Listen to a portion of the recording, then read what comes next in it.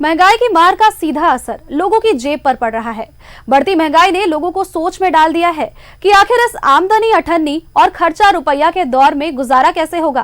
तेल से लेकर साबुन तक की कीमतें बढ़ गई है, जिससे फिलहाल राहत मिलती नहीं दिख रही। एक रिपोर्ट देखिए।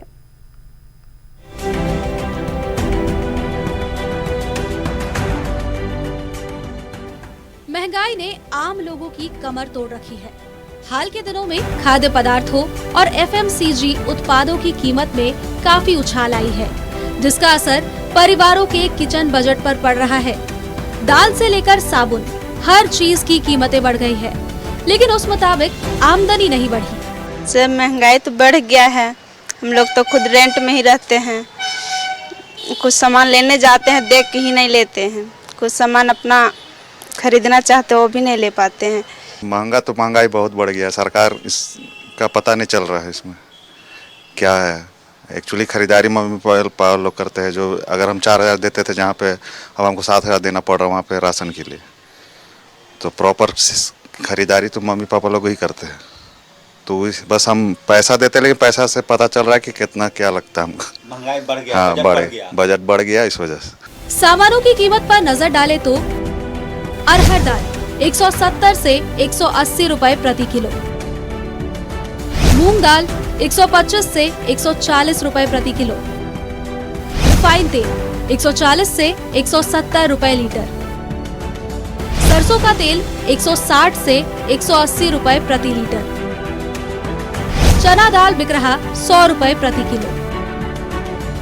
चाय पत्ती से लेकर साबुन तक की बढ़ी कीमतों में इजाफे से जहां उपभोक्ता परेशान है, तो वहीं दुकानदारों का भी कहना है कि प्रतिस्पर्धा के इस दौर में उनका मुनाफा घट गया है।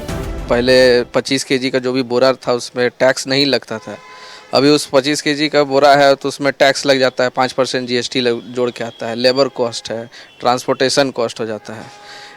उसके बाद इसी तरह से दाम बढ़ जाता है तो हम लोग को भी रेट अपना लगा के ही बेचना पड़ता है, और उसमें कस्टमर कभी कभी देखते हैं कि रेट ज़्यादा हो गया है। समझाना हम लोग के लिए भी दिक्कत हो जाता है कि ये रेट कैसे ज़्यादा हो गया है।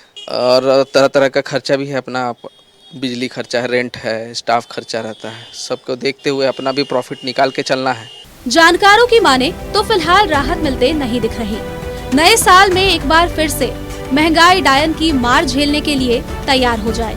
कुछ माह पहले तक कई ऐसे खाद्य पदार्थ थे जिस पे जीएसटी नहीं लगता था, लेकिन हाल के दिनों में केंद्र सरकार के फैसले ने खाद्य पदार्थों के दामों में बेतहाशा वृद्धि कर दी है।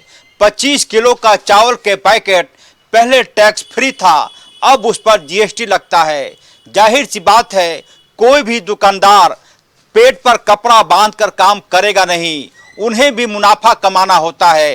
परिणाम यह हो रहा है कि ग्राहक सामान खरीदते वक्त झल्ला जाते हैं। मजबूरी यह कि उनकी पीड़ा सुनेगा कौन। करमन देवाशीष के साथ अजय लाल, न्यूज़ 11 रांची।